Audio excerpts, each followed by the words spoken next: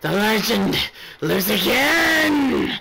Oh, hey, everybody, it's, Retro Kid Reviews, and, be back in a minute to do, I guess, regular news with, Tokusatsu and basically everything I missed. Yes! GTA's back! Alright, take care in a bit. Bye. And Henshin! Hey, everybody, it's me again, back with a less than blotchy, color, I guess, the camera, and Toku news. For the purposes of today's news, I'm not really going to go too much into Ghost since he's so close to his premiere. And mainly, I'm also, hate to say it, I'm also not going to talk every single thing that's happening so far with the 40th Sentai series that's currently being in production. Mainly because I'm going to play catch-up today. This is me catching up on television, at least Tokusatsu-wise, with finales. Obviously, Garo, and clearly, the final episodes of Drive. So, before I get to what I really want to say about Goldstorm, and believe me, it was a good series to sit through. I thoroughly recommend TV Nihon subs, because they do a really good job with the television, airing, I assume. Not so much with overtime, but again, I'll get to that when we get to that. Let's start with Drive. His final episode, in story-wise, was 47, and I think 48 was pretty much a Kamen Ghost plug. So, by all accounts, it kinda didn't really matter, because Ghost helped out in both those episodes. I'm gonna have to, replace my battery, so hang on 1 minute. And I have returned to basically explain that, Drive's final episode, after the whole Chase, death, and Bano getting the most epic, told you so kind of kill from, Mox, surprisingly, was basically him and Hart were still, working together to get, to take down Sigma. It worked, but, Shinosuke took a huge dive from the building all the way to the final scene with, Hart. But for some weird reason, everyone couldn't find him for the majority of the episode until Ghost shows up and pretty much literally gets his soul back from what I assume will be later monsters down the road for this writer's story. And that really, I think TV-wise, explains more of Ghost's abilities than I think Surprise Future probably could have done. Currently, I have yet to see the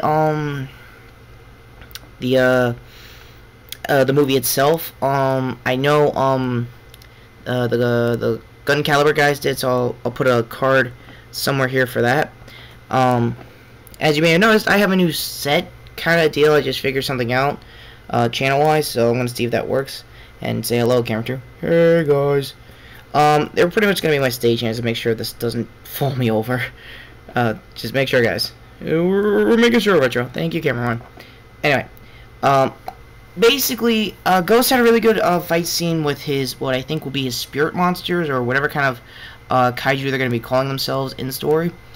And he didn't really do any Chohenshins like his music video did. Again, there will be a card for that, because that music video pretty much is that. To me, it's just one big music video previewing a lot of Ghost's abilities. So that's down the road when I get to the actual episode itself. Come next week. Until then, what was Shinosuke basically doing after he came back from the dead again, I guess? Hart immediately wanted to kick his ass, because he still owned up some sort of promise, like, eventually when this is all said and done, it's going to be down to you and me, and we're going to kick each other's ass. I'm paraphrasing, obviously, but more to the point, it's kind of like a Kuga kind of scene, because Kuga was down to the last general left in his story. He just got complete form. And unlike Shinosuke, complete forms for early writers like Kuga, since he was the first to get a complete form, it built up to a form that could technically kill him. And by all accounts, he probably did in that kind of story. I don't know so much in Decade, because he got a rising complete. And it's okay. It's a good suit design. I want to know why Decade writers did that. I really want to know. But that's probably another story for another time. They fought. It was a good fight. And and Shinosuke was really gonna give it his all and just let Heart max out a lot of his power, and for some reason it just shortened him.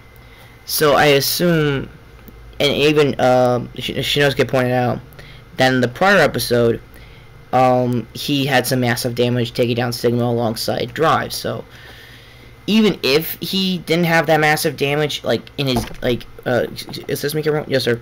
Like right here in the sternum region, he probably could have took out Shinosuke, and I don't know. It would have been a really knocked out fight, but things happen. And Hart actually had a really good heartfelt. Sorry for the pun here. Heartfelt kind of goodbye, and it was a really good closure, I guess, for Shinosuke and Crim's, aka Mr. Bell. Opening case. Like, this has been Crim's goal since case 1 to pretty much get all the right modules, get them done, and like get them away from the city as humanly possible by any means necessary, which was unfortunately in Drive's case taken him down by a lot of rider kicks early on in the series. Card for my first episode review. That, and pretty much everybody in that episode had a really good epilogue. Like, everybody did what you kind of expected a lot of the Drive cast to go. Like, Mach went back to America to, I guess, finish whatever studies he had there. It's a very traditional J-drama. It's tokusatsu kind of thing too. Like, if they're from America and they had some studies there, they got to go and finish it come series end. Another weird thing that I forgot to mention when reviewing Drive is that a lot of the Riot modules,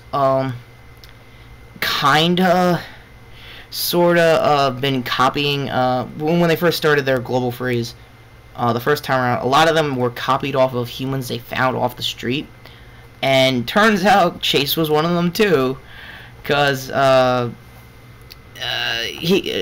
and Kiriko get stopped, and this is like at least months after, the series, and it turns out Chase's human just shows up, pulling a freaking, Super Troopers, like, do you know how fast you're going? And Shino's going, dude, we're cops. We know how fast we're going.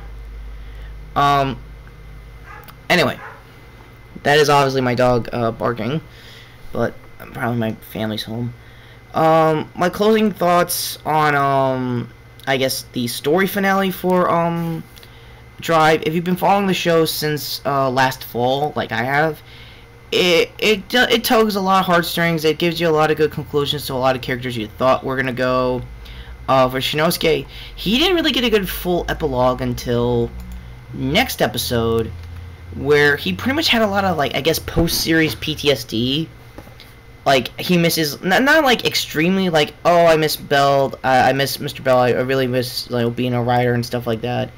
Also, he wanted to finish his first case before the whole global freeze happened, which is surprising. And there was an awesome flashback scene of him, Chase, and Mach pretty much being writers taking down what was called Ghost Eyes. They didn't understand what Ghost Eyes were until now Ghost showed up. I think they're called Icons toy-wise. Again, I need to see the episode itself to see how this thing performs, because it looks a lot O's, probably a little bit of wizard kind of suit design. Again, you can see it from behind me. Same thing with the belt too. Again, I'm holding a little bit of judgment until I see the episode itself. But this epilogue special was pretty much explaining, I guess, the basics of what Ghost can do, but nothing character-wise, surprisingly. Again, they're probably holding that till the first episode. So basically, the whole the rest of the episode was basically Shinosuke trying to figure out how to be a cop again, since he's no longer going to be Drive. And I think his lieutenant, the guy who couldn't even pronounce Riot module or Riot mudes, like me.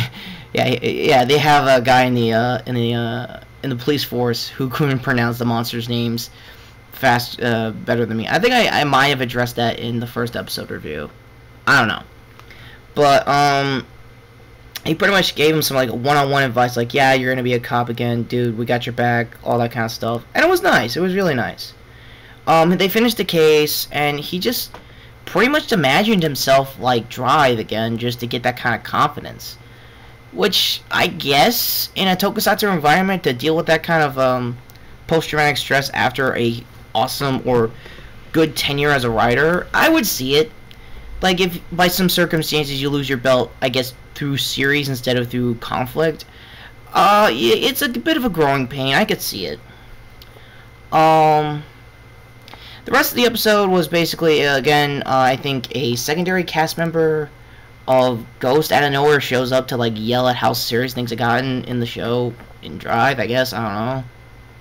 But it was a nice, funny little moment. I hope that character isn't overly annoying in Ghost, but, yeah, you never know. So, Goldstorm. Oh, Garo. Now, for those who are wondering where Decade has been, he's been kind of bummed lately because of the last couple episodes, which will require a lot of explaining. Not much on Decade's end. His plan the whole time was to rebuild a castle and basically be Metalocalypse, like, beyond metal. And he kind of pulled it off. I'm not gonna lie, character-wise, Zinga, or whatever they're calling him in overtime in Nihon subs, seriously, what the hell is his official name? They pulled it off. He pulled off how metal he can really go by, one, sacrificing his wife to power the damn castle and use what's left of her soul as like a second moon for all of the city. And meantime, the Makai priests, I forgot what was his name? Glade. Yeah, Glade was the guy I normally didn't like most of the series because he broke up a really good fight between Yuga and Decade very early on in the series. Now they need this guy more than ever because he can fuse both those flutes I mentioned into one big sword that could seal the entire castle. I know, it's Garo magic, you gotta work with it.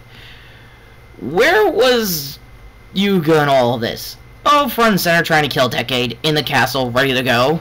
I mean, it's the Golden Knight. It's freaking Garo. He's gonna do whatever the hell he wants. Hell, he took out some of his shine to do a bat form to go up against Decade in the fight prior. And I'm just amazed that Garo could even take out some of his shine to go that deep to take down a horror.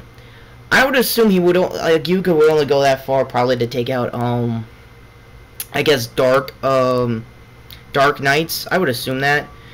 Hi, Chris Nolan. Don't sue. Anyway, the fight itself was awesome. They did an in-between fight, and then they went straight into their armor. It was great. The rest of the cast pretty much were on duty, pretty much taking down the castle. Unfortunately, the castle kind of turned into a giant human monster, so...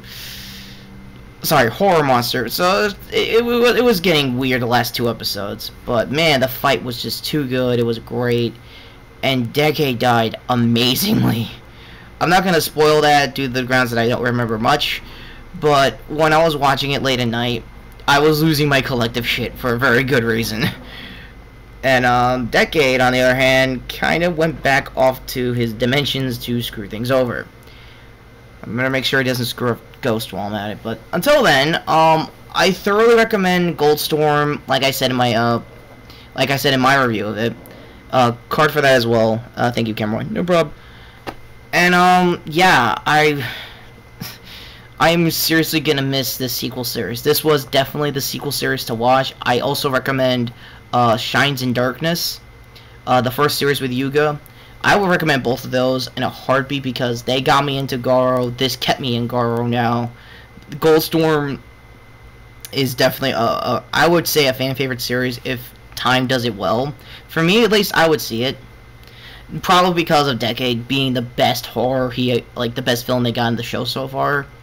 Acting wise, to the gentleman who plays Decade, I'm thoroughly sorry that I can't pronounce your name or know your name, but believe me, this is a way better role than you got in Comrade.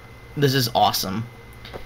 With my giddy glee out of the way, this is Retro Kid of Retro Kid Reviews, and like I said, I will do extensive research on what's going on with the 40th Super Sentai series in the next Toku news, and any more magazine scans of, I guess now, Ghost's secondary writer. I think his name is Spectre. He's getting magazine runs, so I'll do like a suit-by-suit design and see how much or them are different kind of like I don't know if I did that with Mock, but I'll do something like that. So, if you don't mind. You got your ass handed by the Golden Knight, bitch! Totally worth it. Take care, guys, and have a good week. He is the Golden Knight.